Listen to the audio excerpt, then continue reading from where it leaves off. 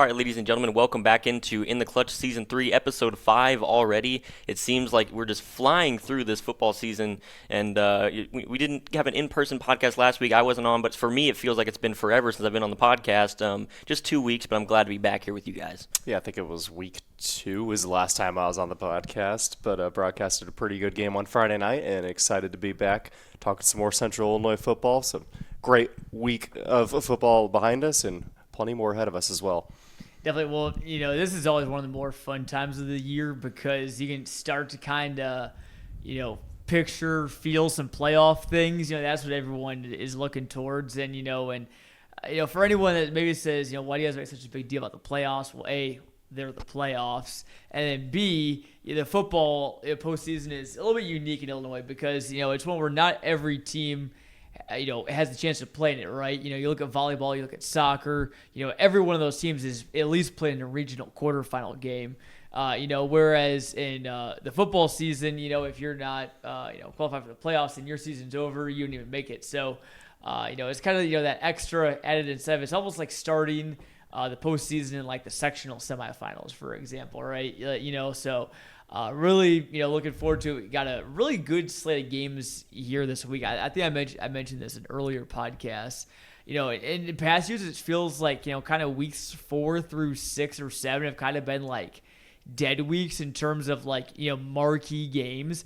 There's still a good amount of really good games looking forward to this weekend. Week 5 was also pretty interesting as well. It's a great game. Normal West taking down Peoria High last week. I think that quite surprised some people a lot. That definitely was a game that I don't think. Sorry, go ahead, Michael.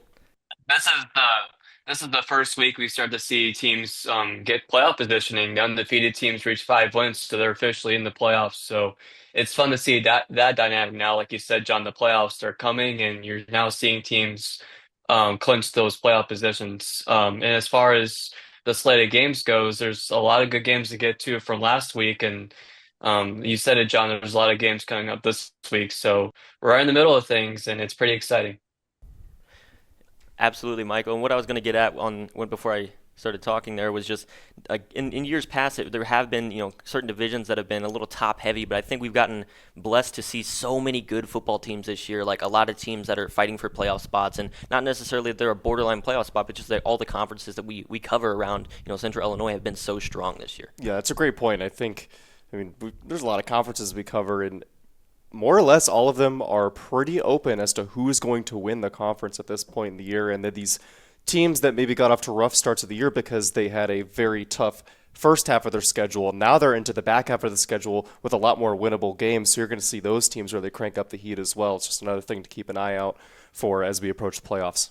Yeah, I think what we're seeing is we're seeing a lot more parity this year. Last year, even coming in the season, you kind of had a feeling, you kind of knew that, Washington and Normal Community kind of had that it factor, that, they're going to be on the state radar, probably in the top 10 the entire season, looking for a deep run to state. And not saying that any team around Central Illinois can't make a run to state this year, because multiple teams it could happen, I think. But, there's not that that one or two or three just runaway teams, this year. Maybe you can make a case for Farmington, down, in Class 2A. They had a huge win.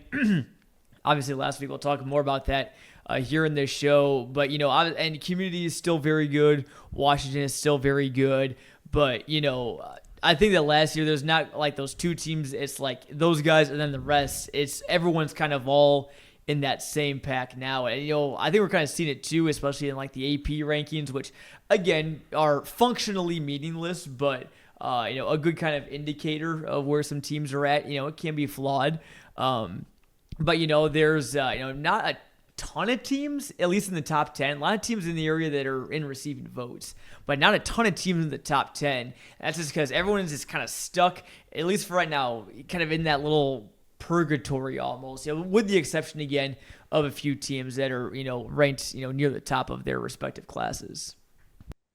Yeah, you guys nailed it right on the head. There's from top to bottom in each of the conferences. It doesn't matter if you're in the Big 12 or the HOIC, the Prairie Land, all those conferences. There's not that one team that really sticks out as, that one team that can go undefeated, not just go undefeated, but like destroy everybody. There's not that one team that can just do that. There's a lot of teams in there that if they're good, I mean, still there can be some mediocre teams in that conference that can compete with them. So that makes football really fun, and that's made this year really fun. So.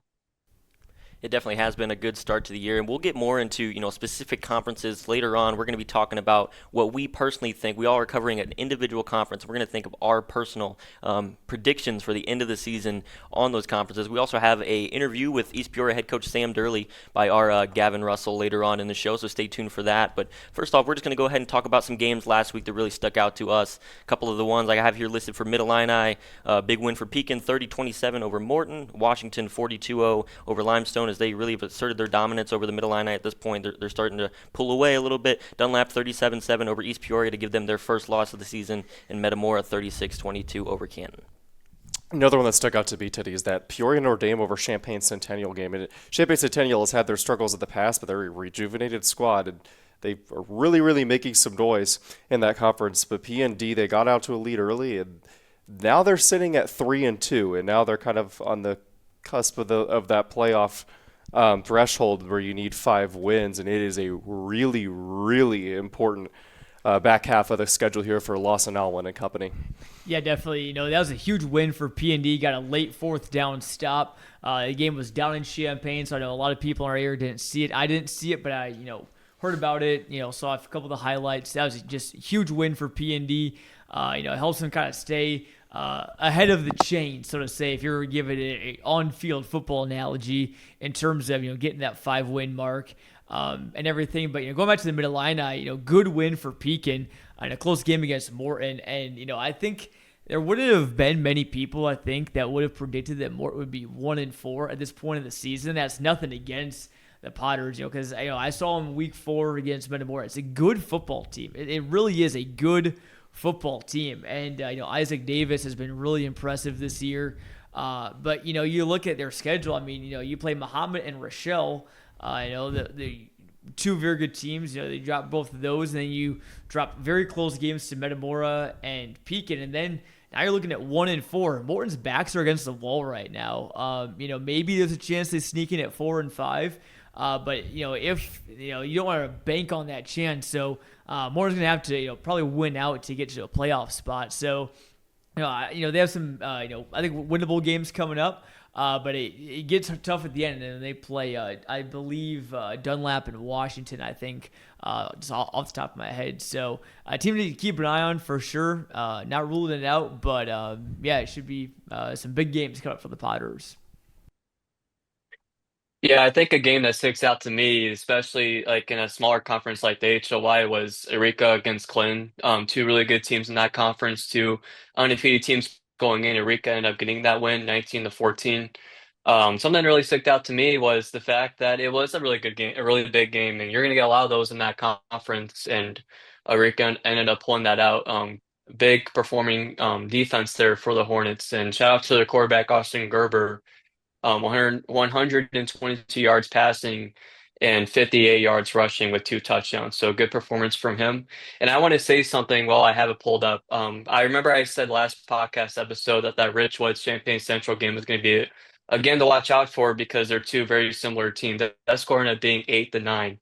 So that's a really good game. It's a pretty dominant game, yeah, for sure.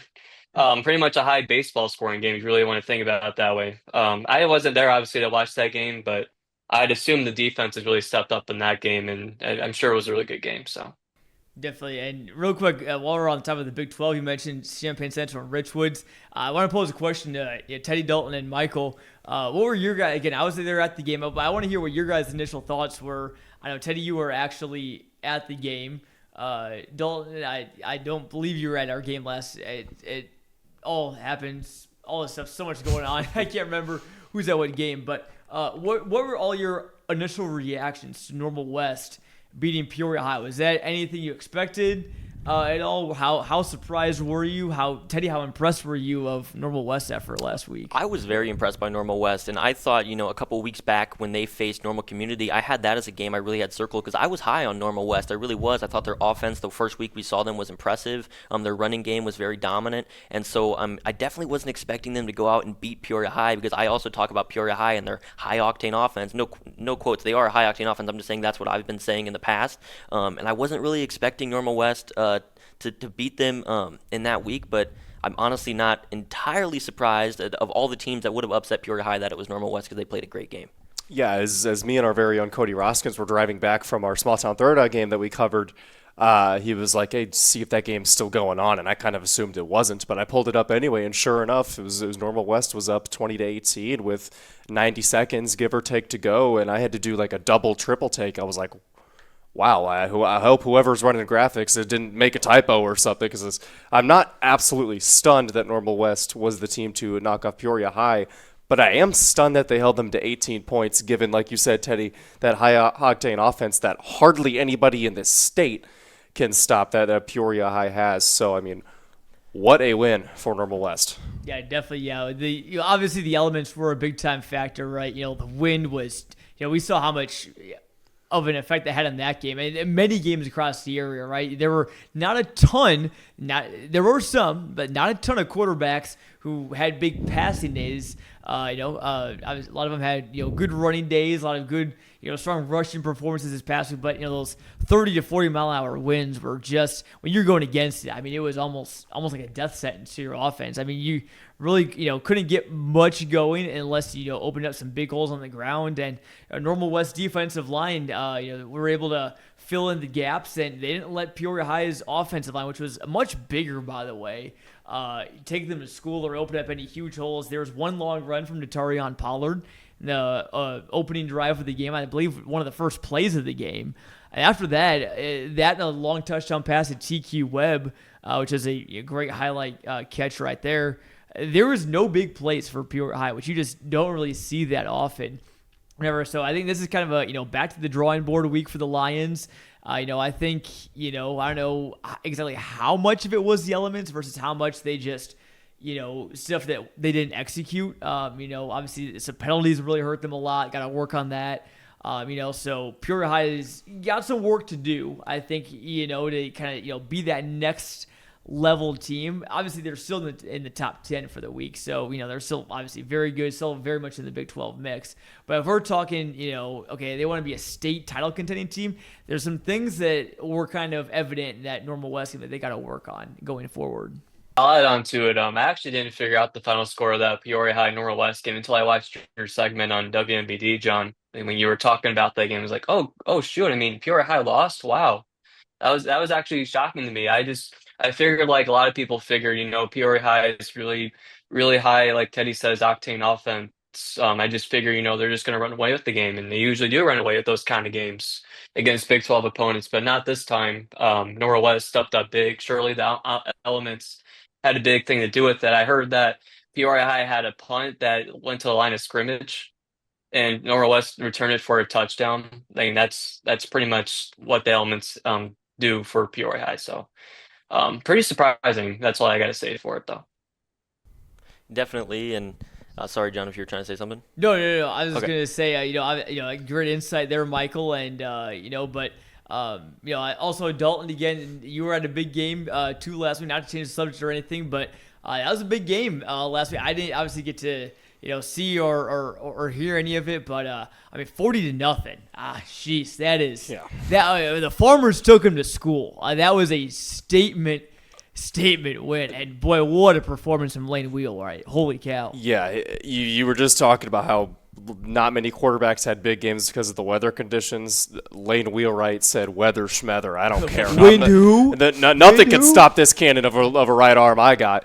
I didn't hear no wind. He had just one heck of a ball game, and 40-0 ended up being the final score. I'm not surprised Farmington won, but I am surprised that it was that much of a deficit. Wide receiver Jack Gronwald, who has many college looks, he had a huge game. I believe he had 3 touchdown receptions, and they went for 90 yards, 49 yards, and 22 yards. They All at finished different with points over of the game. 200, I think. Yeah. That's just borderline unheard of. The wheelwright to Grodwold connection was just absolutely elite. And I also want to give a shout out to Cade Moen, one of their big senior linemen. Goes both ways, as most linemen do, offensively and defensively. There's no real stats for linemen. You can't really pinpoint like a number on how good his game was, but just trust me, I was there. I saw him absolutely dominating on the offensive and defensive side of the ball. And we said before that game started, me and Cody Roskins did, whoever wins that game is going to have a real upper hand in fighting Macomb for that conference title. And if I was Macomb, I would be a little bit scared because big statement win for Farmington, and they're not playing around. Yeah, like you said earlier in the podcast, John, it might have even been before we started recording, but Farmington has really asserted themselves in that mix for, 2A title contenders at the end of the year, and they've played great to start the year. And like you said, they've got the playmakers to be able to do it. So good game for them this week. I might take back my statement from earlier in the podcast about there's not that one team that can just be world beaters at like undefeated and beat everybody. But I think Farmington. Did he forget about Farmington? Did someone forget about Farmington?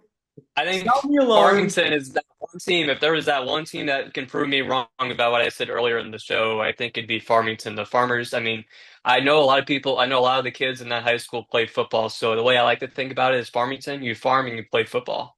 FAF, farm and football. So they're legit about their football team. I love small towns like that. I obviously grew up in a small town that's all about their athletics. So good to see Farmington have success, and hopefully they can keep it going because they look really scary, like Dalton said. And one last thing I want to say before we move on to the next segment. Just last week we talked about the weather conditions. It really proved the coaching and all that stuff, like, how important that was. I thought in the game Normal West played, I didn't get to say this before, but how good their coaching was in those situations. I think they called a couple timeouts in the first quarter of the first half to keep the wind on Peoria High. And so just thinking about stuff like that, like I wouldn't have thought about that. So they were really crafty, and obviously it was a really close game, and Peoria High didn't get the win, but overall, Normal West, they showed their coaching, and I'm sure a lot of teams around the area did that as well with the weather conditions. And side note from my game, I had Coach Vallis from Farmington. He already knew that Elmwood Brimfield didn't have a super strong air attack, and then with that howling wind and just bad weather conditions, they were packed at the box. The Farmers defense was packed at the box all night. So yeah, it kind of becomes football is just a chess match all the time, but when the weather is like that, it becomes even more of a chess match. And Coach Vallis said checkmate to Elmwood Brimfield. Definitely. But as I mentioned, we're going to be talking about some conferences and what we predict. We're all going to pick a different conference and what we predict the final, week 9 predictions of what these conferences will turn out with. Does anybody want to start? Do you guys want me to start? I could start. We were talk about Farmington. I've got the Lincoln Trail Prairie Land Conference, and Farmington has their biggest game of the year against the only other undefeated team in the conference in Macomb, and that is in Farmington on Friday night. That is a must-watch in every sense of the term. But I do have Farmington winning that one, and I have Farmington going 9-0 and cruising through the conference and finishing undefeated and sitting pretty going into the playoffs. Macomb finishing 8-1. Elmwood Brimfield, looking at their schedule, I think they probably win out, maybe lose that game to Macomb, so you could put them at 8-1. That's would it be crazy to do, but 7-2 would also be pretty valid when it comes to Elmwood Brimfield. And then the only other team in our coverage area, Knoxville, I've got them finishing middle of the pack at 4-5. But I think it's Farmington's conference to lose. Yeah, definitely. Yeah, that LTC Prairie Land, Knoxville's kind of been, a bit of a kind of surprise. Usually they're a team that's kind of like a Farmington that is, on the state radar, near the rankings all year long. Just hasn't quite, been their year. They have some winnable games coming up. I think they can get up to 3-4 after facing Illini West and West Hancock. But the last 2 games were against Fulton. I honestly can't tell you how good the Steamers are this year. Really can't say I've followed them too much. But that obviously that Week 9 game against Farmington is going to be very, very tough. So I wouldn't put it past Knoxville to get 3 wins in a row, get to 4-4, but if you want to get to the playoffs, you got to beat Farmington. And that's just kind of the position that they've put themselves in. And Macomb should give them a good test. But other than that, I think it's going to be either EB, Macomb, or Farmington. Those have kind of been those top three. And EB, they can't forget about Bureau Valley this week, though. Bureau Valley is a solid team. I think they finished middle of the pack. I've got them 4th place at 6-3. Oh, whatever. Yeah. So they're a good team. First year in the conference, new conference members. They replaced, I think, Mercer County, or whatever. But you can't overlook them. If EB can get back on the right track, get a bounce back win against a solid team, the Trojans are in good hands. So definitely. And Michael, do you want to go next? Yeah, I'll talk about the HOIC. I use both conferences, the large and small. I'll start the large first.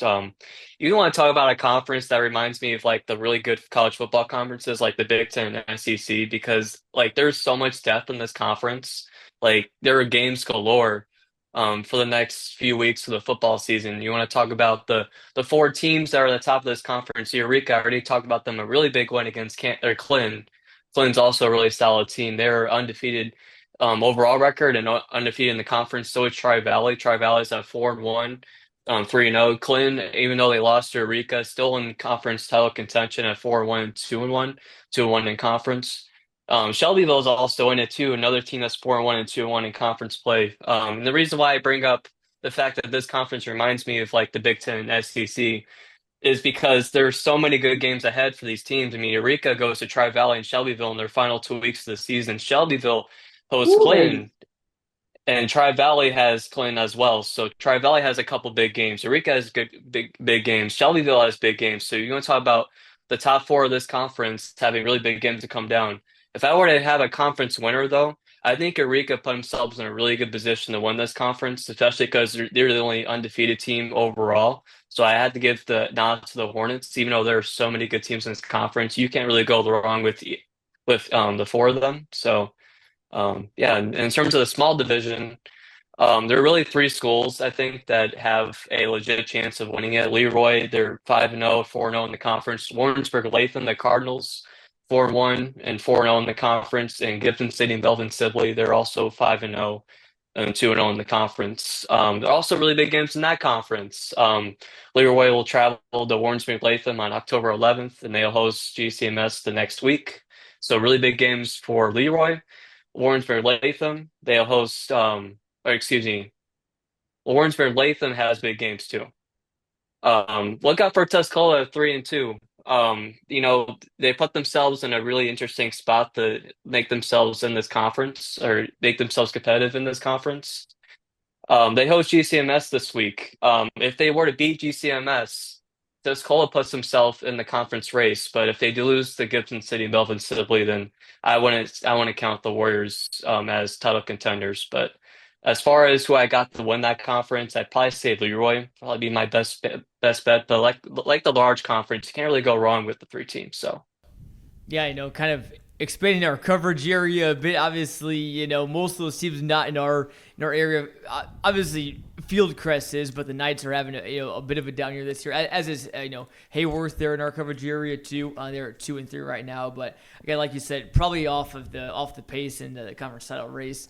Whatever, but I definitely agree with you. I think Leroy is a state title champion or title winning contender. That is a very good Panthers team they got going on down there. And then in the large, I mean, it really still is anyone's guess. I mean, truthfully, Eureka, Clinton, Tri-Valley, I think all could still win it. Shelbyville too. A game that I really, really have my eye on. Is not this week, but next week. It's DMAC at El Paso Gridley. It's both those teams at 2-3. You look at their schedules remaining. They both have Tremont. They both have Clinton. All right, so Tremont, you figure, okay, maybe get a win there. Clinton, you could get a win, but I wouldn't count on it. El Paso Gridley, then their remaining 2 games are then Shelbyville and DMAC. And DMAC's remaining 2 games then El Paso Gridley and Ridgeview Lexington. So just looking at both schedules, I want to get too deep into it, but borderline playoff game right there. I think the winner of that game, I think, makes the playoffs. I think, unfortunately, the loser I think is probably going home empty-handed. So that's a really big game, the HOI or HOCI large conference. And I guess I'll go on with my Big 12 right now. I'll start with the Peoria teams. Obviously, Peoria High at 4-1. They should roll against Richwoods this week. Same with Champaign Central next week. Don't see any trouble there. They host Bloomington week 8, and they're at Normal Community week 9. And those are two huge games for the Lions. Can they win both of them? Definitely. Can they lose both of them? Definitely. So I'm going to go in the middle. I'm going to say they win one of those games, they lose one of them. As for which one they win or lose, I really couldn't tell you. It really is going to be close. Obviously, so a couple more weeks left. I think Peoria High goes 7-2. I think they still probably get to host in the playoffs, given because of their tough schedule. Build up those opponents' wins. That's a tiebreaker. That's big for the Lions. The Irish, Peoria Notre Dame. Like I said, 3-2 right now. They got the Shamrock Series game. They play it down at Dozer Park. I don't know if you guys have ever seen or been in one of those games. Me and Cody Rossin has called one of those games for ESPN Peoria 2 years ago, and they played Richwoods, and Richwoods actually upset PND. A really fun environment, though, playing football on a baseball field downtown Peoria. It's a lot of fun, yearly tradition, so PND should come fired up. Right in a 3-game win streak. I think they'll take care of Manual. Bloomington on the road is going to be tough. Week 8, they host Christian Brothers College, which is a high school, despite its name, in the St. Louis area in Missouri. That is a very, very good program. Going to be a strong test for PND. I'm going to say Irish probably lose that one, but they get to 5 wins at home against Danville. I think PND gets to 5-4 and then go on a deep run in the playoffs because of that tough schedule that they've played. Looking at Richwoods, I'm seeing 2 wins for Richwoods coming down the stretch. Home against Urbana, week 7, at Danville, week 8. I think they finished 3-6. Manual, I think they'll beat Urbana week 8. That'll probably be most likely their lone win, but they could give Champaign Central a game week 9. So, those would be 2 good games to finish off your season, build some momentum into next year. Normal Community, again, huge game against Bloomington this week. And you got Peoria High in week 9.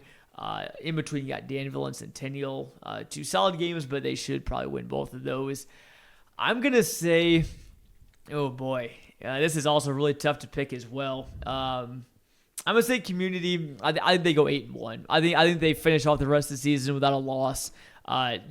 Still, despite the loss to Kankakee, maybe even themselves, I was talking with them yesterday, said that, they kind of felt like they were underdogs, because they had that loss on their record. I'm like, well, if anyone truly watches and follows and understands football, they know that just because Normal Community is 4-1 doesn't mean that they're the underdogs. Not saying that they're the clear-cut favorites. It's really kind of a coin flip game this week against Bloomington on our WMED game of the week.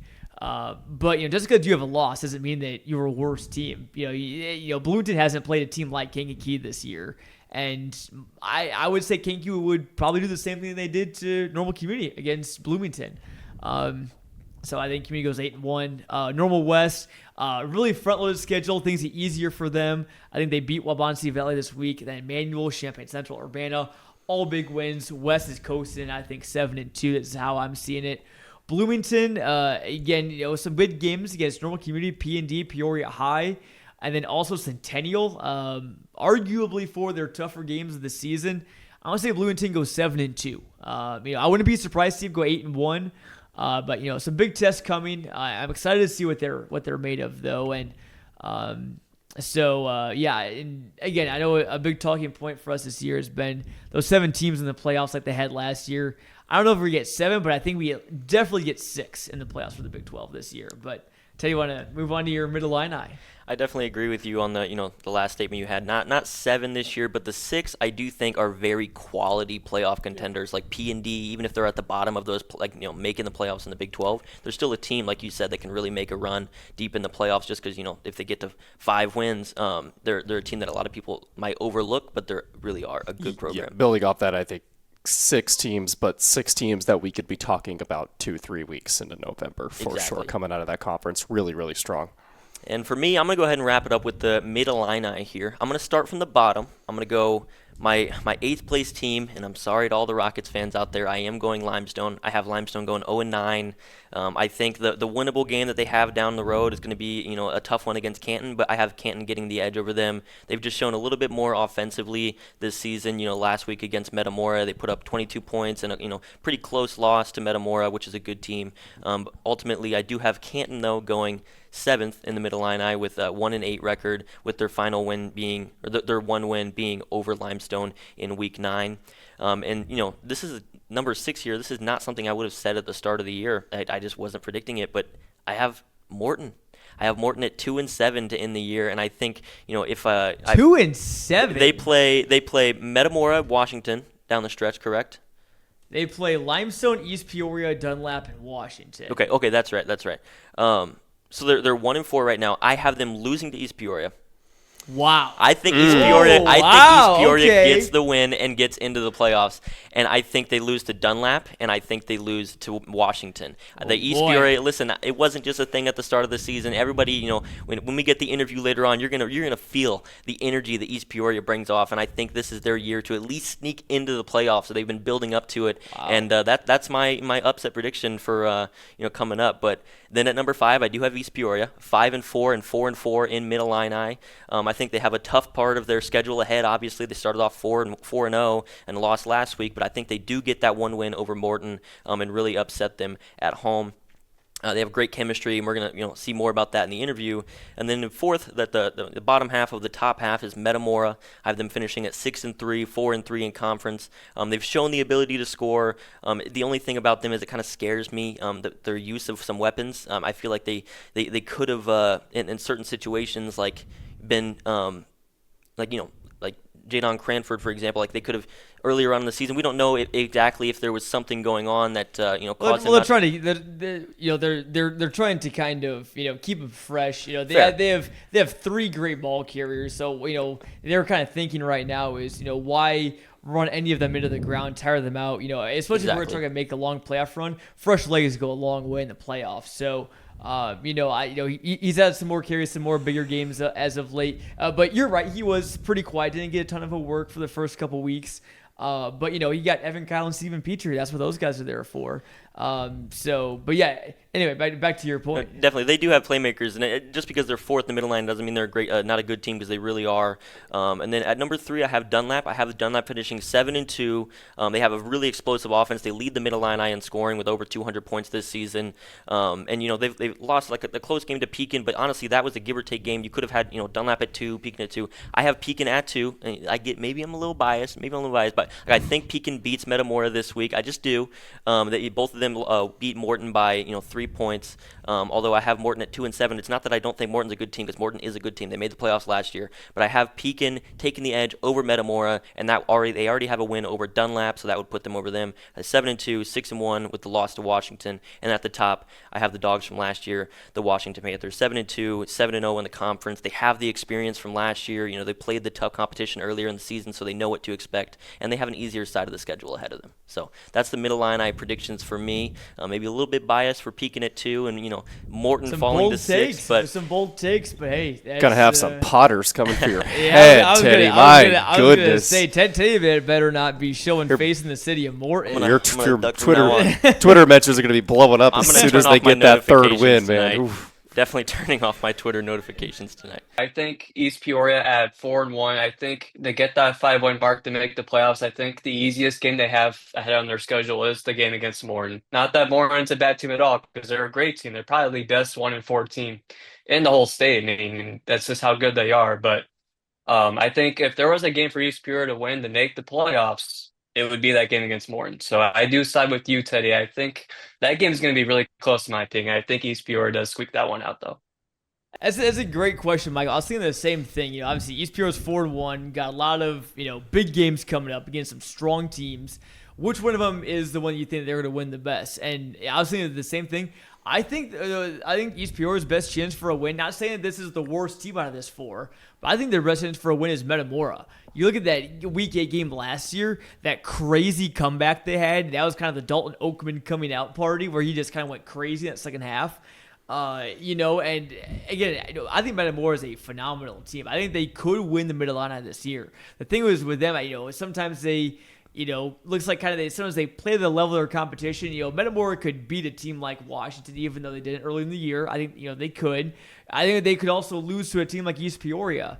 So there's kind of a lot of, wide range of options for Metamora. I think this game is peaking this week is going to be really telling. Definitely one that I got my eye on. But, I just think that, if East Peoria, especially they can get the run defense going against the Redbirds and shut down that run game, that'll, really take out a big chunk of their offense. Not saying that they can't throw because Metamora can't throw the ball. We've seen it multiple times this season, but if you can take out Metamora's running, that's a big chunk of their offense. So that East Peoria game of Week 8 is going to be a big win for sure. But speaking of the Raiders. Yeah, speaking of the Raiders, we're going to go and go over for Gavin Russell. He's got an exclusive interview with East Peoria head coach Sam Durley. Going to be talking about East Peoria's culture, their hot start, and more. So we're going to cut over to that now. Welcome back to this week's coach interview on the In the Clutch podcast. I'm Gavin Russell, joined today by Coach Sam Durley of East Peoria. Coach, thanks for making a few minutes for us. Absolutely, Gavin. I appreciate it, man. I know we've talked a few times kind of leading up to the season, even back when you got hired back last year. Definitely, it's been a long time coming, and it's been a very special season so far for East Peoria. Just kind of describe to me what this experience has been like to be able to take a program that isn't used to winning, isn't used to any success, and what the buzz around the school, the community has been like from your vantage point. Yeah, it's been awesome. I mean, it's exactly what we had in mind, when I took this job, and kind of what our vision was, and what we could build off of, and where we wanted to start at. We know we have a very hard road ahead of us, but I feel like we already got off to a good start against Dunlap. The score didn't show it the first half. You could definitely tell that we weren't quite ready for the bright lights yet, and we hadn't been in a whole lot of meaningful games.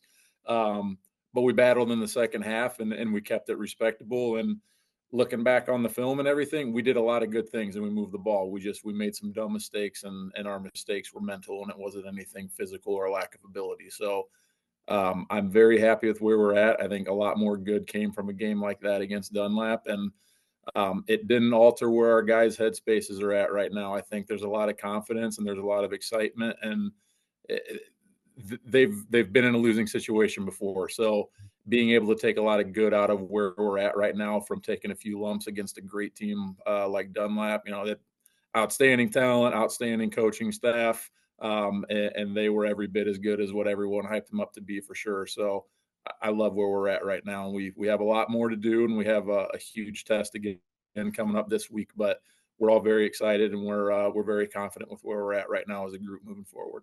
Certainly, and of course, 4 big wins to start the year, then fall into Dunlap, as you mentioned, very good program. They're a Mid-Atlantic contender for sure. Mm-hmm. Definitely probably going to be state ranked by the time it's all said and done, either this week or in the coming weeks. But how do you navigate through these last 4 weeks? Because of course, there's going to still be some doubters. Can East Peoria play with the big boys? That's going to be the question on a lot of people's minds. How do you approach these last 4 games? Other than the normal stuff, but anything special you do? Leading up to these last 4 to just try and get to that kind of that over that hump to get to that 5-win mark? Yeah, for sure. First of all, just compete. I mean, if you can put yourself in a situation against these good teams to where you don't let the wheels fall off the wagon when a few things go bad, you can hang around and you can compete, and that does wonders for the confidence and morale moving forward. And like I said, once you get some of those experience, close games and those big games where the lights might be a little bit brighter, that's where that experience comes in the hand. And I do think we took a good step with that, and it was a very good learning experience for our guys. But we got to keep everybody healthy. We've been doing a pretty good job keeping healthy, but we've had a few viruses, and we got a stomach bug going around, and just trying to keep everyone intact moving forward. And because we're getting better each week, whether it's practice early on or whether it's practice later, and then once we get under the lights on Friday, we've continuously been taking strides, and our confidence has been going up from that too. So we just got to keep a team intact together moving forward, and we'll be fine. That's part of the grind, especially late into the season. Teams start to fall apart a little bit that way, but good to hear you guys have been doing well with that.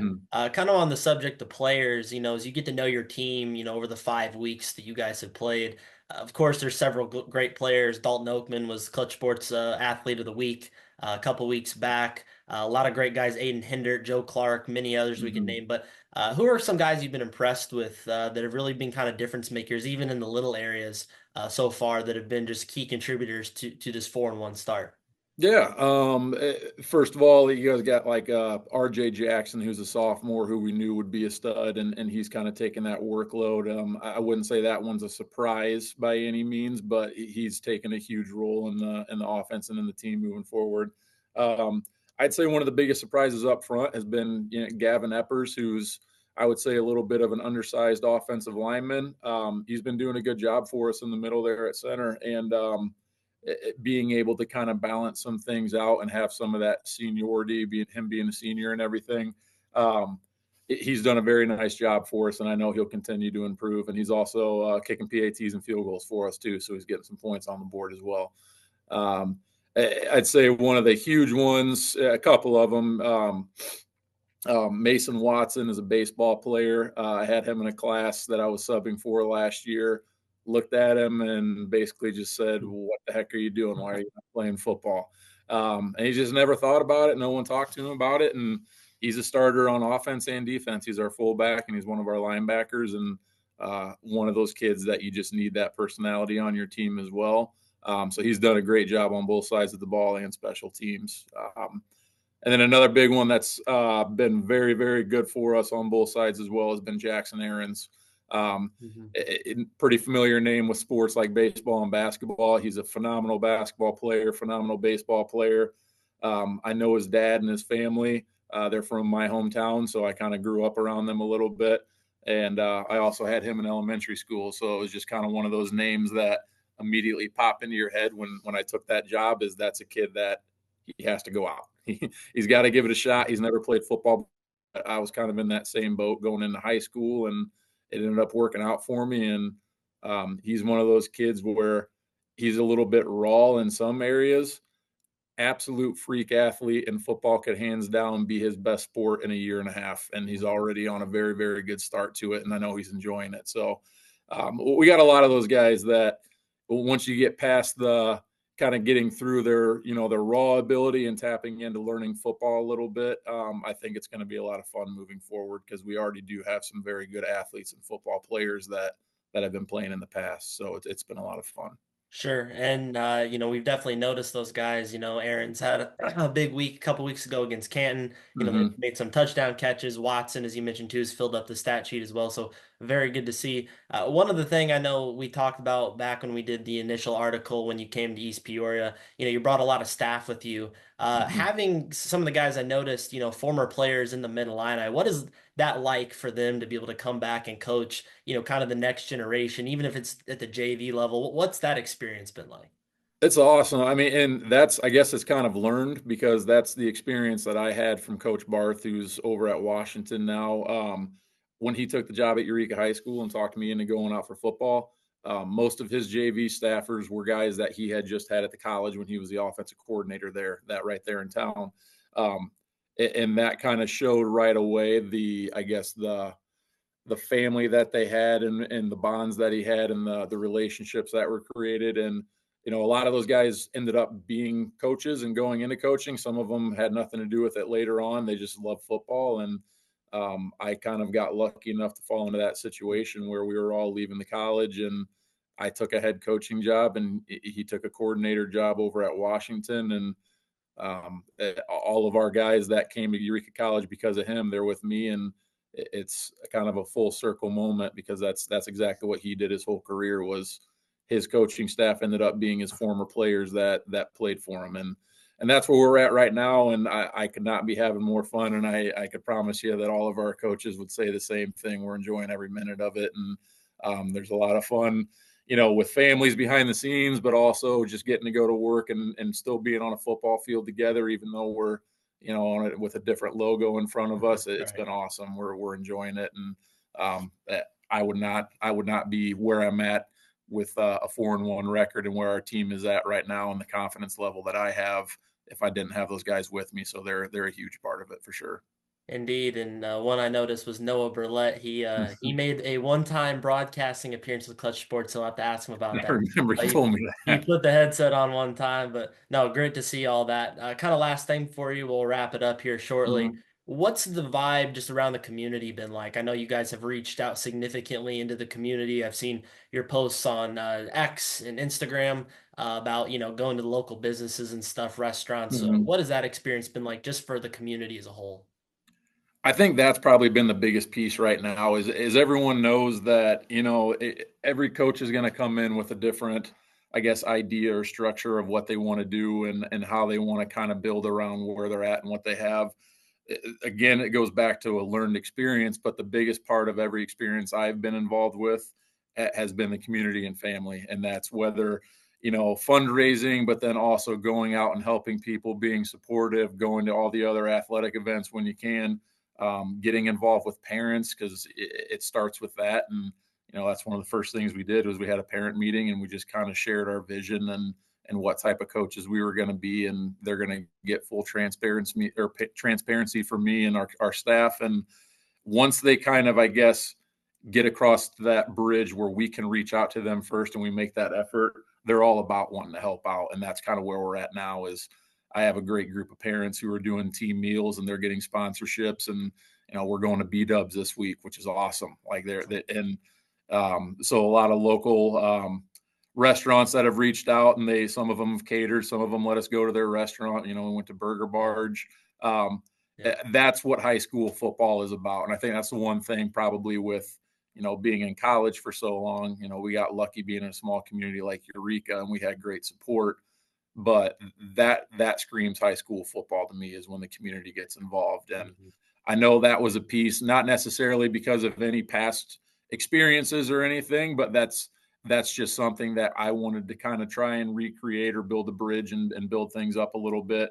And people are absolutely buying in, and I think they're having a lot of fun as well. And they know what we're up against, and they know that we have a lot of room to grow, and we still have a long way to go, but we're taking that step every day. And I think them being a part of it has been awesome. So I feel like it's going very well, and we're on the right track, and we just got to keep building.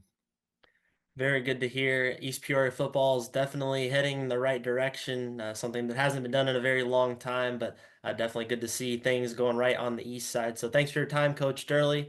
We hope to talk to you soon. We'll send it back to the guys on the In the Clutch podcast. All right. Appreciate it, Gavin.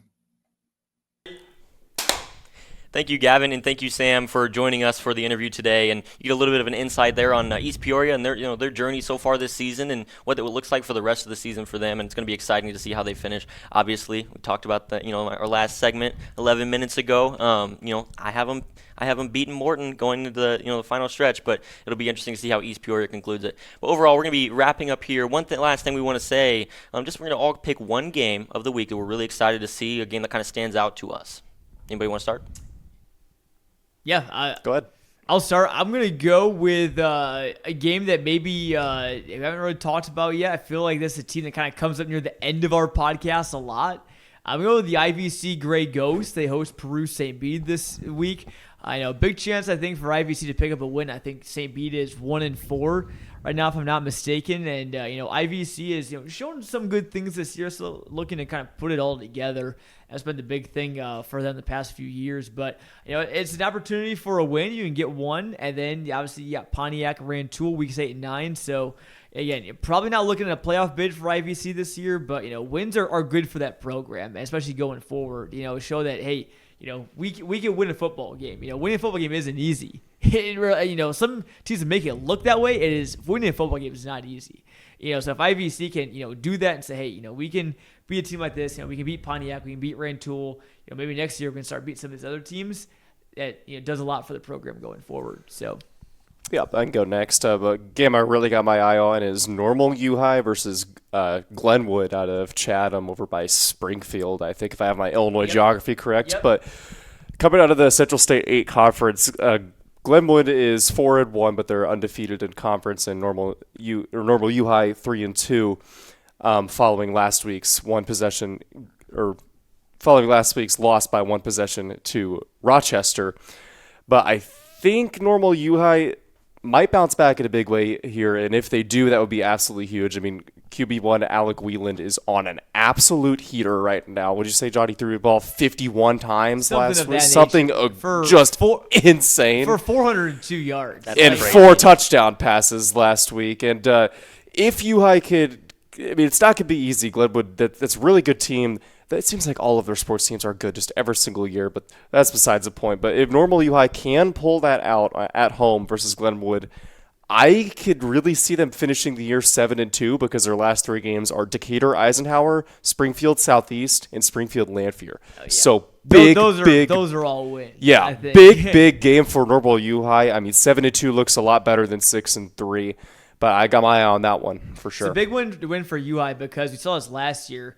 Obviously, with their schedule, nothing against their program at all. But last year they didn't really have a ton of opponents' wins. They kind of set them kind of down a couple seeds. They had to play a tough first round game against Cole City, who is also a very good team this year too. And obviously you're probably not going to get many, wins out of teams like Decatur, Eisenhower, Southeast, or Lanphier. They also played Manual, who, right now is currently winless. So.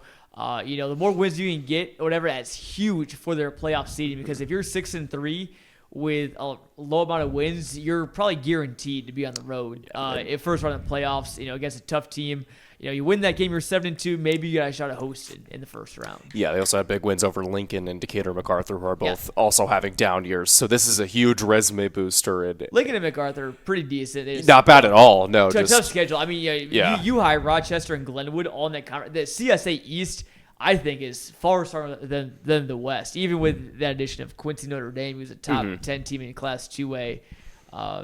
Just all around CSA is a great conference. But boy, yeah, UI, Glenwood, Rochester is definitely kind of the 1A, 1B, and 1C. Exactly.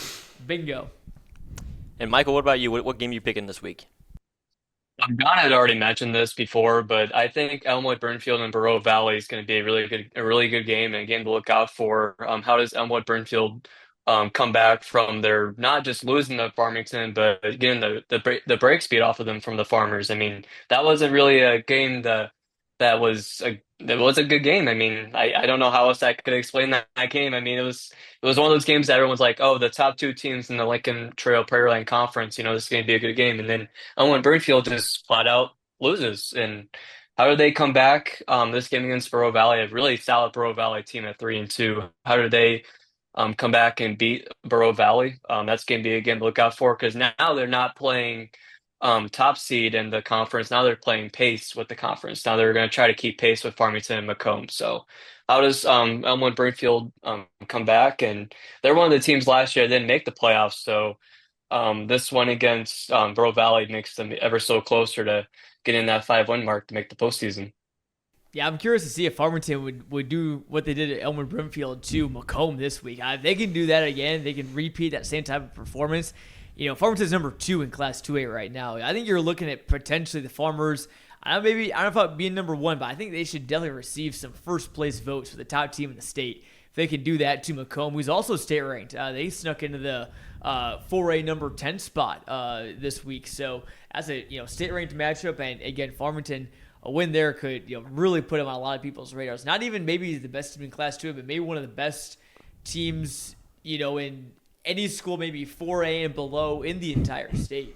So. Yeah, and total side note, Macomb had a very favorable first 4 games, but they took down not in a non-con game Breese Mater Day, who I think is down by St. Louis, 29-20 last week. Obviously, neither of those teams in our coverage area, but Macomb has a little bit of momentum that they're going to bring with them into Farmerland on Friday. Definitely, that's going to be a good one. I'm excited to see how Farmington can respond and, see if they can keep that, that top ranking for them in the conference. And, if you're not a fan of these schools and as long as you're a fan of football, you got to start watching these smaller conferences because they really, like you said earlier, they have like that SEC Big Ten feel because just how depthful they are in terms of talent. But overall, for me, the game I'm going to be picking is Metamora at Pekin. Metamora 4-1, 2-1 in the Mid-Illini. Pekin 3-2 and 2-1 in the Mid-Illini. I think that one is one that, I think both these teams can pretty comfortably possibly make the playoffs with the the schedules they have. But overall, I think it kind of just has like implications that could lead to how the Mid-Illini itself ends out. I think that both of those teams are obviously looking for a win, and Metamora, I mean, they could really make me eat my words that I said earlier. I had Pekin finishing second and Metamora finishing fourth. But if they win that game, it could be entirely flipped. And like you said, they could be competing for that Mid-Illini championship. They got like 4 or 5 teams that could really try to do that this year. So that's the game I got this week. Yeah, definitely. It should be a lot of good games. There's at least one marquee game in every conference. Exactly. Mid-Atlantic's got a big one. Big 12's got a big one. You got Normal Community Bloomington, our WMED game of the week this week on CIProud.com. You can watch that, obviously live and for free. Have the link on our website. And our Small Town Throwdown, we just announced it today. St. Joseph Ogden at BCC. That's a huge Illini Prairie game that we haven't really talked about much yet. And we probably should maybe talk a bit more during the show. Is obviously, we had a lot of stuff to talk about. But how about the Saints? Big win for them over Toledo Unity last week. That was a big kind of a get-back win after 2 close losses. And, I think they're carry a lot of steam into a game against SJO, number 3 team in Class 3A, Bloomington Central Catholic. Got back in the state rankings this week as well, number 10 in Class 2A. So that'll be a great one in the IPC. Heart of Illinois, you got Clinton Tri-Valley is a big one. Lincoln Trail Prairie Land, you got Macomb Farmington, CSA, Glenwood, U-High. There could be some conference titles that are possibly decided here this week. Yeah, you really can't say enough about that BCC SJO game. And I came from an IPC school myself, St. Thomas More. Don't have a football program anymore. Oh well. You don't have an 11-man. You have an 8-man. 8-man. We have an 8-man. So football is football. Yeah, but I was gonna say Michael Savoy here, also from St. Anne, also an 8-man football school as well. You can't forget about the 8-man. Can't forget about him. Hey, and on that topic, shout out Peoria Heights. They got their first win of the season over Galva. So I predicted that one. Shout out Patriots. Yeah. But anyways, the point I was making is, back when I lived back in Champaign, went to STM, it was basically Toledo Unity and SJO's conference to lose every single year. It just kind of went to one of them with a Monticello here and there, and I think there was one random year Prairie Central won it. But I think BCC could really storm in and win that conference for the first time in quite some time. So keep an eye out for that Small Town Throwdown. Definitely could. And we ran a little bit late today. We just, like you said, we can always just talk about football for as long as we can, but we do have a time limit. We got to cut it off eventually, unfortunately. But we will be back next week. I want to appreciate you guys for tuning in. I'm Teddy Ball, joined by Dalton Carmien, Michael Savoy, Jonathan Michael, and then Gavin Russell and Sam Durley on the interview. Hope you guys enjoyed that. But we'll be back next week, and stay tuned for some good football.